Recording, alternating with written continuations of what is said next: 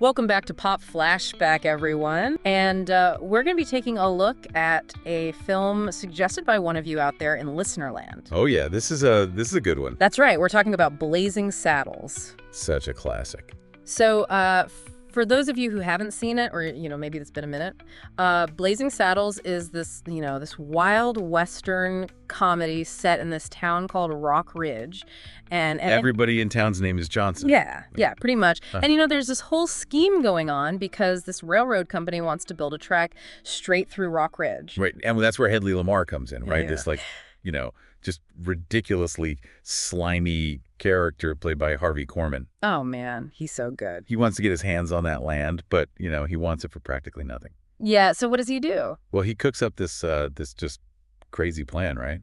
He figures he'll make life in Rock Ridge so miserable that the townspeople will just pack up and leave. Just get out of Dodge. Exactly. And the real kicker is how he tries to do it. Mm-hmm. He appoints this black railroad worker, Bart, as the new sheriff. Who's played by the amazing Cleavon Little. Absolutely. Yeah. And Lamarr is just so sure that the town's racism is going to, take care of the problem one way or another. It's like he's using their prejudice as a weapon. Exactly. So right from the start, Blazing Saddles is flipping the whole Western, script on its head. Oh, yeah. You've got a black man in a position of authority in this, predominantly white frontier town. It's brilliant, and it's so provocative. Yeah, and from what I understand, the townspeople's reaction is exactly what Lamarr was hoping for. They're hostile, they're suspicious, they're just fueled by prejudice. It's like the movie is holding up a mirror to that kind of deep-seated racism. That's right. And it does it through satire and humor. Which is a really interesting approach, right? Because you're dealing with this very serious topic, but you're using comedy to expose it. Yeah, and that's where things get a little, complicated. Looking back, there's definitely debate about whether the film's approach is truly effective or if it risks reinforcing those harmful stereotypes even within a comedic context. Yeah, it's definitely walking a tightrope there. Definitely. I mean, from what I've read, Mel Brooks, the director, he always maintained that the use of racial slurs, particularly the N-word, was intended to highlight how much Bart was hated by the townspeople. Right. He wanted to show the raw ugliness of that prejudice. I see that. And Brooks was very conscious of not going too far with it. Apparently, he was constantly consulting with Cleavon Little, the actor playing Bart, and with Richard Pryor, who co-wrote the screenplay. It makes you think about the conversations that must have been happening behind the scenes, right? Absolutely. Mm-hmm. It must have been this really delicate balancing act, trying to push boundaries, but also stay true to the message they wanted to convey. And you're right.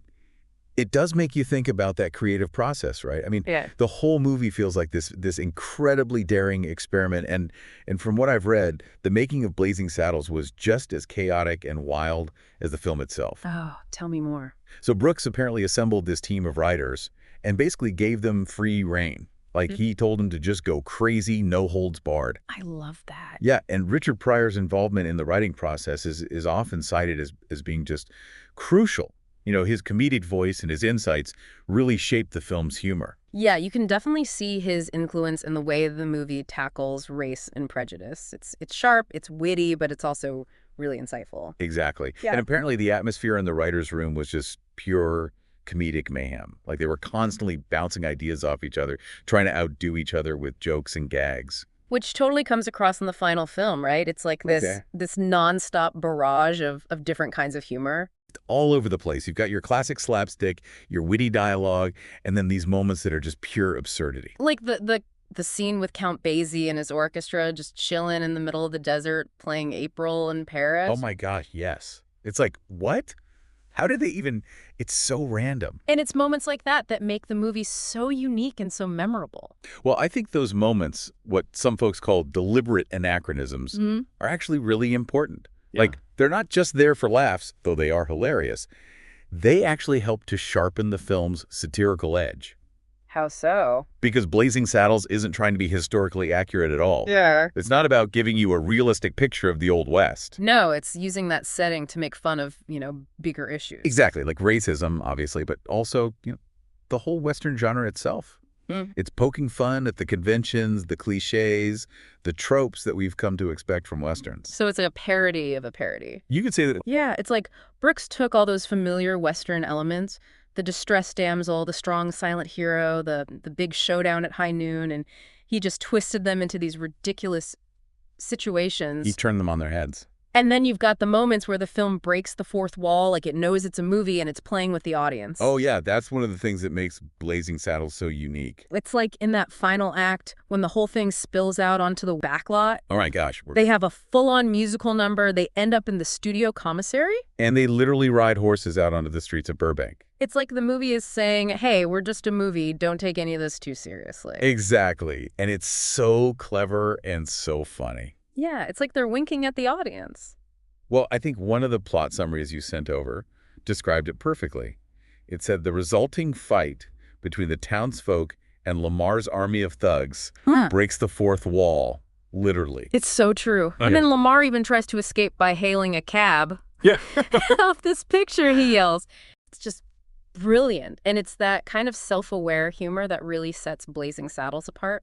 Absolutely. Okay, but we can't forget about the characters themselves. I mean, you've got Bart, the sheriff, who is so quick-witted and resourceful. Yeah, it's always one step ahead of everyone. Yeah, whether it's the Prejudice townspeople or Lamarr's bumbling crew. Right. And then there's Jim, the Waco Kid, played by, the iconic Gene Wilder. Oh, Gene Wilder is just perfect in that role. Their dynamic is so much fun to watch. It really is. Mm-hmm.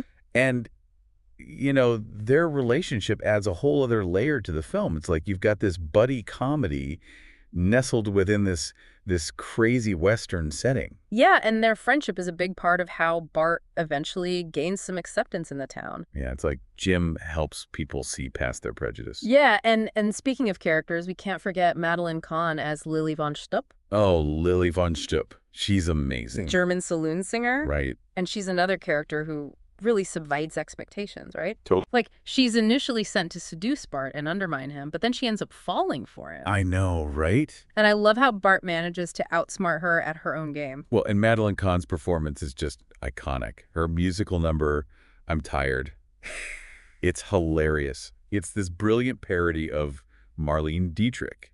And the fact that Lily, who is, on the surface, this caricature of a glamorous performer, develops real feelings for Bart, it adds another layer to the film's exploration of stereotypes. Absolutely. It's like the movie is saying that even the most exaggerated characters can have genuine emotions and depth. It's pretty amazing how Blazing Saddles manages to juggle all these different tones and comedic styles. You've got this serious social commentary on racism, but then you also have these over-the-top, almost vaudevillian gags. It shouldn't work, but it does. And it does it so well. And I think that's a big part of why the movie has endured, why people are still talking about it and watching it today. I think so, too. It's not just a straightforward comedy. It's got layers. Yeah. It makes you laugh, but it also makes you think. Yeah, and maybe even makes you a little uncomfortable at times. Right, exactly. Which I think is part of the point, right? Is forcing you to confront these uncomfortable truths about prejudice and racism.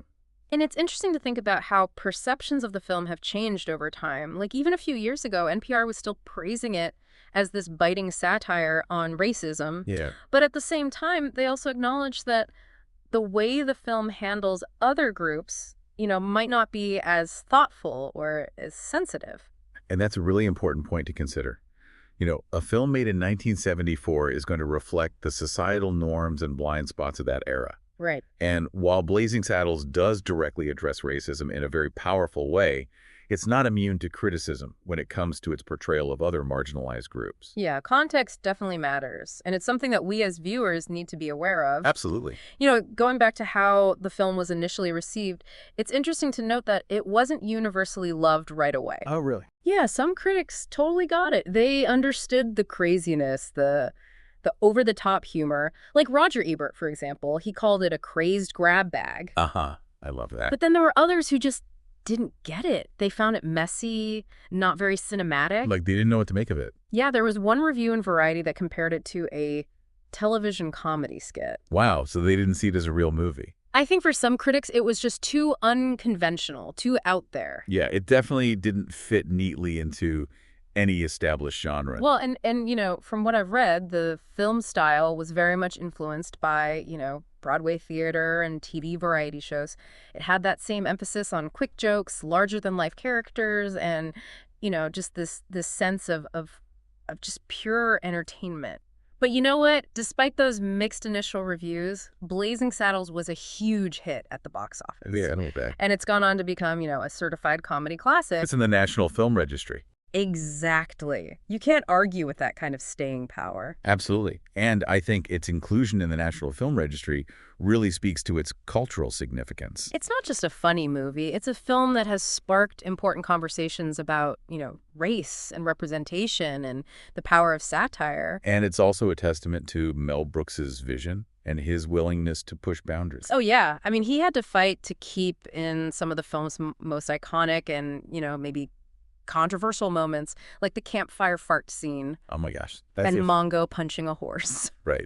Those are the moments that people still talk about and laugh about. It just goes to show you that sometimes the things that make people a little uncomfortable are also the things that make them laugh the hardest. It's true. Sometimes you have to push the envelope to get people's attention. So as you've been researching Blazing Saddles, what do you think is its most enduring legacy? Well, I think it's boldness, its willingness to use satire to tackle really sensitive issues, especially racism. It showed audiences that you could use humor to expose prejudice and make people think. Yeah, and it did it in a way that was both funny and thought-provoking. Exactly. And while the film may not be perfect when viewed through today's lens, I think it's still a really important example of how comedy can be used to address difficult social issues. I think that's a great point. So for our listener out there who suggested Blazing Saddles, hopefully this deep dive has given you a better understanding of, what makes this movie so special. It's a film that has stood the test of time. Yeah. And it continues to entertain and provoke audiences even today.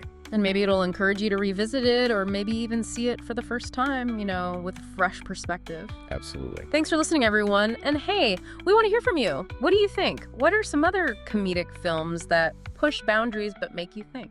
Yeah, share your thoughts in the comments. And don't forget to like and subscribe so you don't miss our next episode. We'll catch you next time. See ya.